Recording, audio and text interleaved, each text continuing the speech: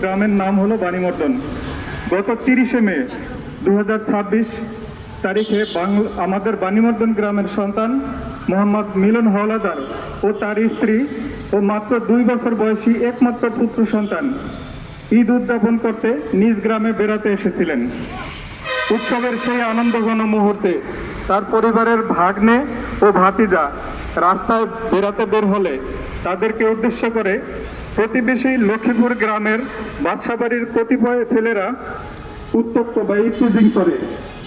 শান্তিকামী পরোপকারী মানুষ মিলন মিয়া কেবল এই সামান্য ইত্তেজিং ঘটনার একটি প্রতিবাদ করতে সেখানে গিয়েছিল এবং তিনি চেয়েছিল একটি সুষ্ঠু সুরাহা করতে। মিলন মিয়ার সাথে তাদের সামান্য কথা কাটাকাটি হয়। এই কথা কাটাকাটির জের ধরে এক পর্যায়ে এর কিছুক্ষণ পরেই প্রতিবেশী ওই ছেলেদের পক্ষ থেকে 1 নং আসামি আবু তাহের, 2 নং আসামি রোমান সহ আরো 10-12 জনের একটি উচ্ছৃঙ্খল তরুণ সন্ত্রাসী যুবকের দল দা, রড, লাঠি, দেশীয় মারণাস্ত্র নিয়ে সুসজ্জিত আয়োজন করে তারা মিলন মিয়ার নিজ বাড়ির সীমানায় ঢুকে তার উপর অতর্কিত বর্বরোচিত হামলা চালায়।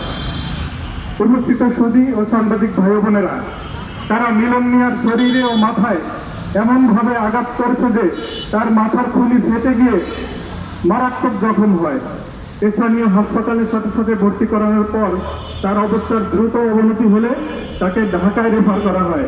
ঢাকায় একটি হাসপাতালে যখন তাকে রাখা হয় না, তখন একটি প্রাইভেট হাসপাতালে তাকে ভর্তি করা হয় এবং হাসপাতালের আইসিইউতে তাকে নিবিড় পর্যবেক্ষণে 26 দিন পর্যন্ত রাখা হয়।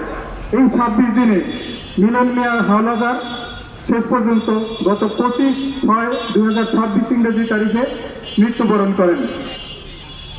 এই 26 দিনে বুঝতে পারেন যে ঢাকার মতো একটি প্রাইভেট হাসপাতালে এরকম একটি রোগীর কি পরিমাণ অর্থব্যয় হতে পারে। মিলন এই 26 দিনে মিলন হাওলাদারকে বাঁচানোর আপ্রাণ চেষ্টা করেছে তার পরিবার। তার চিকিৎসা বাবদ 35 লক্ষাধিক টাকা ব্যয় করে পরিবারটি আজ সম্পূর্ণ নিঃস্ব।